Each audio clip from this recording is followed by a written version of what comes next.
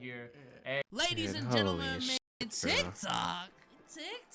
Look, TikTok. we are back with another. All right. I know what you're gonna say. You're gonna say, Double D, why are you giving us another reaction video? I can explain. All right. So these last couple weeks have been pretty, they've been f***ed up, to be honest.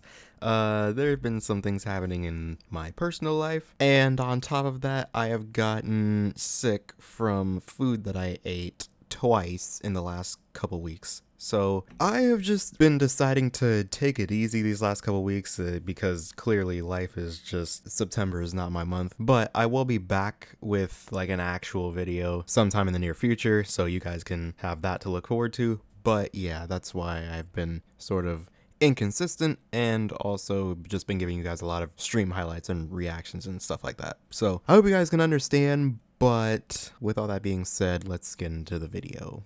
NBA TikTok exposed video, whatever you want to call it. Chat, what kind of TikToks do you think we're gonna get today? What kind of TikToks do you think we're gonna get in this video? Hold on. Should we watch? I kind of want to see the MJ hater first. He's on this channel where I react to NBA TikToks. 90s. Let's check out the top 10 players of the 90s. Bleacher Report seems to be a reliable source. My man said Bleacher Report is a reliable source. Alright, bro. Alright. 2, Hakeem Olajuwon, probably the greatest two-way player we've ever seen, but he played in the West. Number 3, David Robinson, he played in the West, Mr. Quadruple Double, but he didn't have to see him in a 7-game series. Number 4, Karl Malone, he played in the West. Scottie Pippen was his teammate. Oh, he's really getting us now. Hold on. Number 7, Charles Barkley, MVP, but he played in the West. Number 8, John Stockton, leader in steals and assists, but he... Wait. Jordan literally beat Charles Barkley. What the f*** are we talking about? Clyde Drexler? Jordan beat Clyde Drexler. What are we talking? Number 9, Clyde Drexler didn't have a left hand, but he played in the West. And number 10, Patrick Ewing, who was a choke artist and never won anything. He finally brings up a player from the East and he just calls him a choke artist. That's wild. But essentially, what he's trying to say is that all of Mike's comp was just in the West. Like, Mike never had to run into anyone in the East.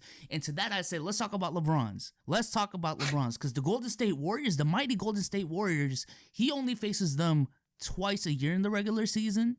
Let's talk about what LeBron has been beating to get to the Golden State Warriors. He's been facing the Bobcats, well, not in the Golden State area, but in the Heat area, Heat era, he was facing the Bobcats to get to the finals, the Pistons, like especially a couple years ago, like the Andre Drummond and KCP Pistons. Yo, yeah, that's crazy. Steph, KD, Clay, Draymond, all in the Western Conference. Kawhi, Tim Duncan, all in the Western Conference. Kobe, he never had to run into Kobe. And when he ran into Dirk, what happened? Tony Parker, Manu Ginobili, all in the West. Steve Nash, all in the West. The fact is a majority of LeBron's comp has been in the Western Conference as well. If you're a fan of Michael Jordan, answer to this one. Don't keep telling me Michael Jordan was the best. Wait, is he just watching TikToks from this one guy? No. Was he even the best at? What on the court separates Michael Jordan from the rest of the superstars in NBA history? I'll try to say he was the best scorer, but Kobe and Will had higher scoring games and Kareem had more points. Yo, let me replay that.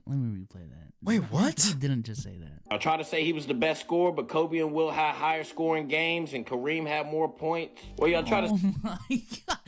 Hey man, Devin Booker's better than Michael Jordan. He has a higher career high. What? Are we actually gonna sit here and say Kareem is the greatest scorer ever because he has the most points? He played for 100 years, bro. That's why he has the most points, and he didn't like suffer any injuries or anything like that, or like any major injuries that kept him out for any substantial amount of time. Bro, Karl Malone is a better scorer than Jordan by that logic. Karl Malone's a better scorer than LeBron by that logic.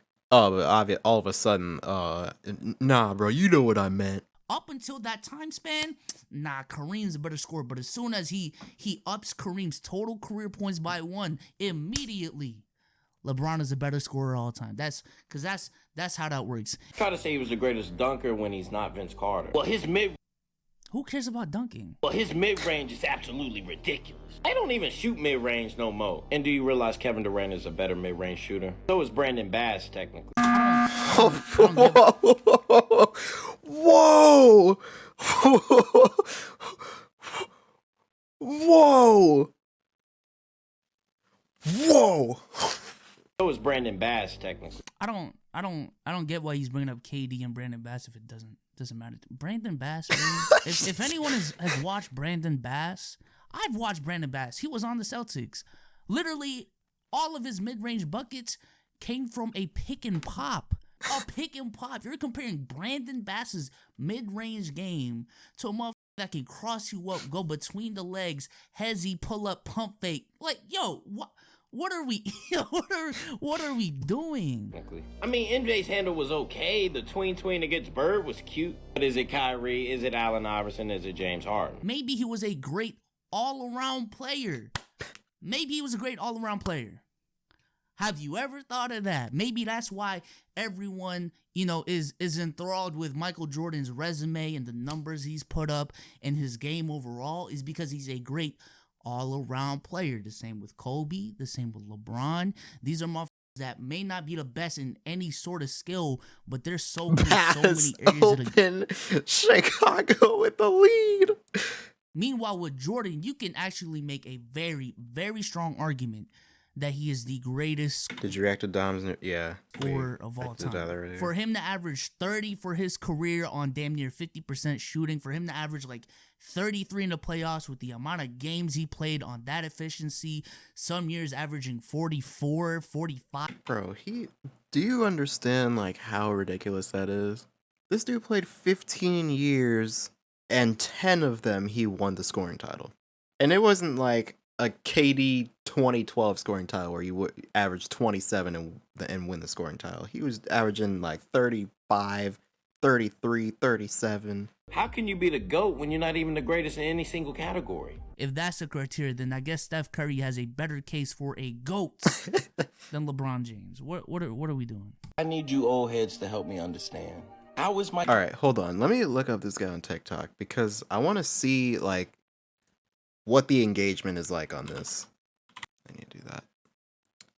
All right, so let's see. Switching teams more impressive? Oh, okay. People are actually on him in the comments. Michael Jordan better than Kobe Bryant? Well, when I ask y'all what makes Mike so good anyway, y'all say scoring. Kobe had more points. Kobe had an 81-point game. Oh my god. Bro, Kobe had more points. Kobe had more points because he played 5 more seasons than him. We're using total point. Why are we using total stats? If we're using total stats, then John Stockton is the greatest point guard of all time. That's really his criteria. I find that wild. That it wasn't just in one video. This is the second video now where he's mentioned his criteria for you being a better scorer than another player is total points and the max you've scored in a game. Yo. Winning 2 with Pau Gasol is more impressive than any of the three-peats. Especially the one any of the three-peats. Wow. with Rodman, Kukoc, and he had a weak-ass East. But he had Shaq. Kobe was averaging 28, 5, and 5 in their first championship run. I need to check that.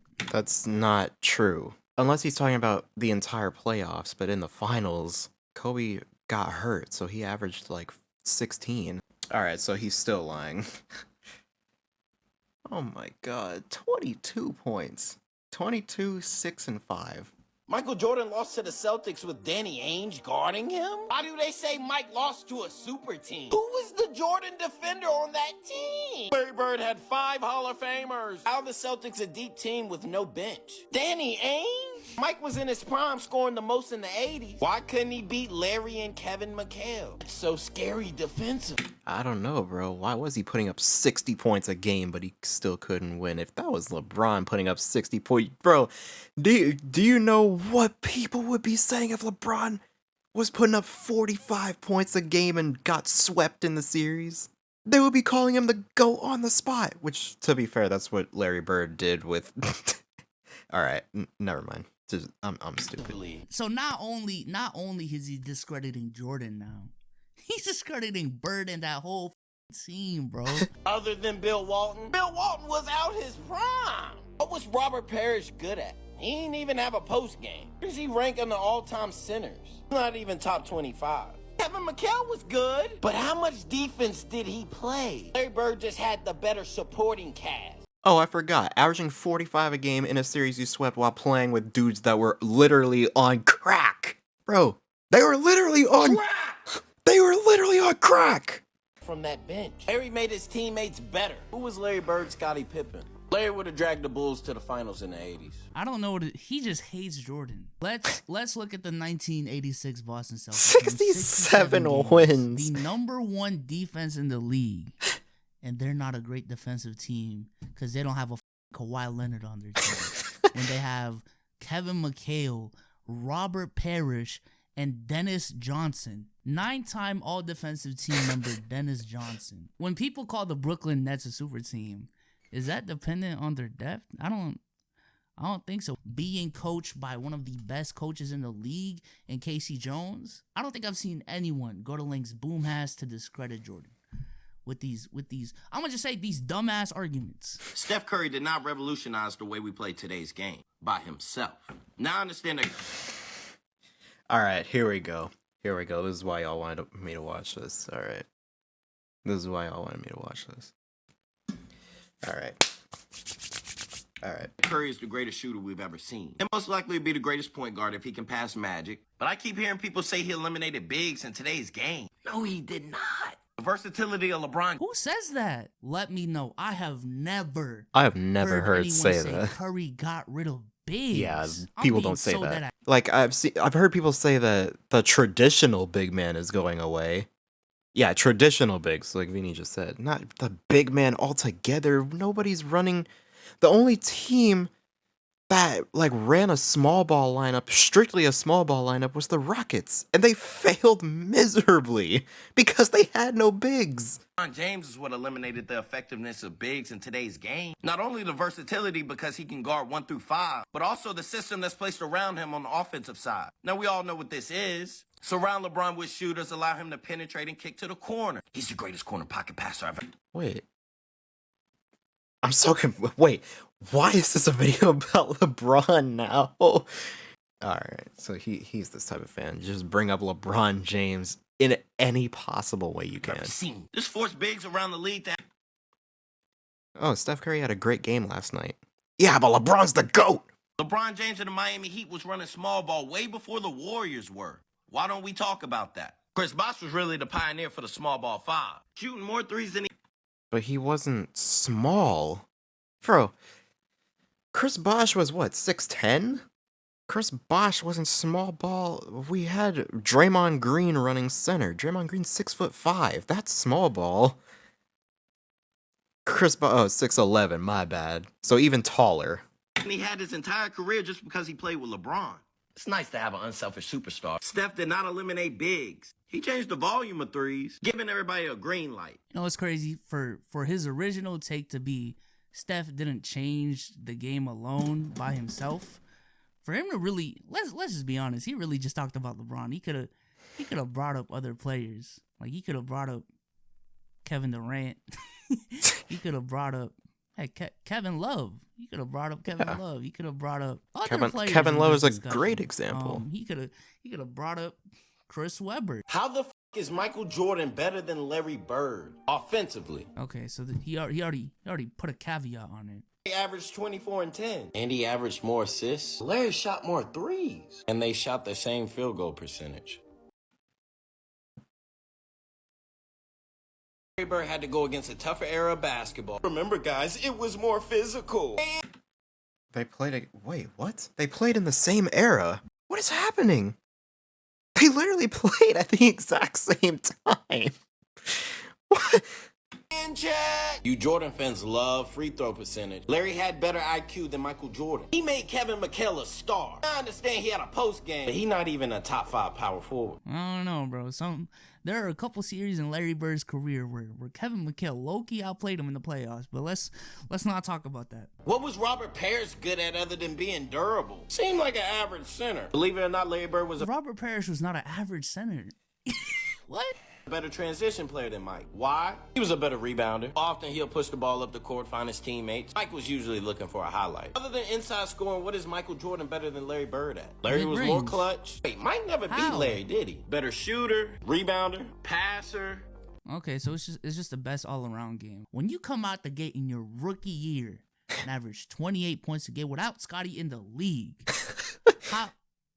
mind you, the 28.2 Jordan average in his rookie year will be the third highest scoring season in Bird's career. And if we go back to the 1986 series versus the Boston Celtics, Bro, do you know how crazy it is to have the reigning MVP sweep bro in his second year and say that was God that I was playing against? Do you know how ridiculous that is? Now, imagine if Giannis came into the 2020 season and they played against Luka somehow and they beat him and they called Luka God playing basketball. Like, the fact that that is even a quote is ridiculous to me. Team, great defensive team, Boston Celtics. I Really called bro Jesus. That is arguably had the best scoring season of his career, where he averaged 37 points a game on 48% shooting, once again without Scottie Pippen. So this idea that Jordan needed Scottie to score is stupid. Yo, it's stupid. What are we doing? If y'all want me to do more of these reactions, oh my God, dude.